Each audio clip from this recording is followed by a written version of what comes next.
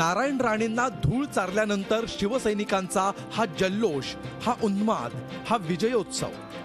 कुणी कोंबड्या आणल्या तर कुणी अरविंद भोसलेंसाठी चपला, कुणी राणेंच्या जुहूच्या घराबाहेर आतषबाजी केली. कारण आधी कुडाळ आणि आता वांद्रे.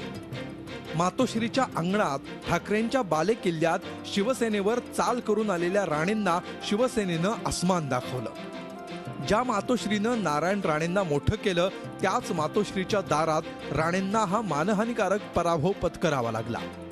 नारायण राणे सारख्या गद्दाराला शिवसेना प्रमुखांच्या साक्षीने त्यांच्या घरामध्ये गाडण्याचं एक सत्कार्य या इथल्या मतदारांनी करायला मिळालेलं हे आमचं भाग्य आहे. का ज्यांनी उभं केलं जिथे उदय झाला तिथे कायमचं अस्तपन झालेलं आहे बेईमानीचा आणि गद्दारीचा. हा विजय मी तमाम शिवसैनिकांना, वांद्रे पूर्व येथील मतदारांना अर्पण करतोय. त्याने कारण नसताना उगाच बेडक्या फुगून अंगावर येऊ नये.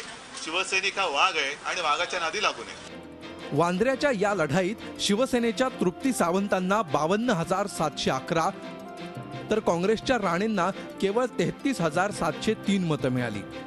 MIM उमेदवार राजा रहबर खान यांना अवघी 15,050 मतं मिळाल्यामुळं त्यांचं कार्ड इथं चाललं नाही. तृप्ती सावंत यांनी राणेंसारख्या बलाढ्य उमेदवाराचा 19,000 मतांनी दणदणीत पराभव केला. जे काम बाळासाहेब यांनी केलं, लोकांनी त्याच्यावरती विश्वास दाखवला, शिवसेनेवरती विश्वास दाखवला आणि एका मोठ्या ताकदीच्या विरोधात जेव्हा असंख्य शिवसैनिक एक दिलाने लढतात तेव्हा काय करू शकतात हे या निवडणुकीने दाखवून दिलेलं आहे. सावंत साहेबांनी जे सामाजिक कार्य सुरू केलेलं आहे ते तसंच काम पुढे चालू करण्याचा माझा प्रयत्न आहे. आणि आज ही एक नवीन शिवसैनिकाची सुरुवात झालेली आहे. दरम्यान नारायण राणेंनी अत्यंत संयमानं पराभवाचा स्वीकार केला. एवढंच नव्हे तर आपली इनिंग अजून संपलेली नाही हे देखील स्पष्ट केलं. लोकांनी मतदान विकासाला, नागरी सुविधाला न देता ते भावनेला दिलेलं आहे.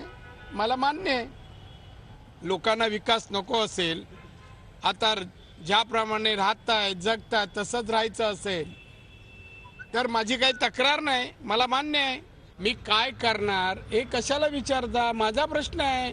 तुम्ही कोण आहे विचारणार आहे, माझा प्रश्न आहे. मी पुढे भविष्यात काय करावं. वांद्र्यातला हा पराभव नारायण राणेंच्या चांगलाच जिव्हारी लागलाय. लागोपाठ दुसऱ्या पराभवामुळे घायाळ झालेले राणे आता काय पवित्रा घेतात याकडे अख्ख्या महाराष्ट्राचं लक्ष लागलंय. Bureau report, Zee media.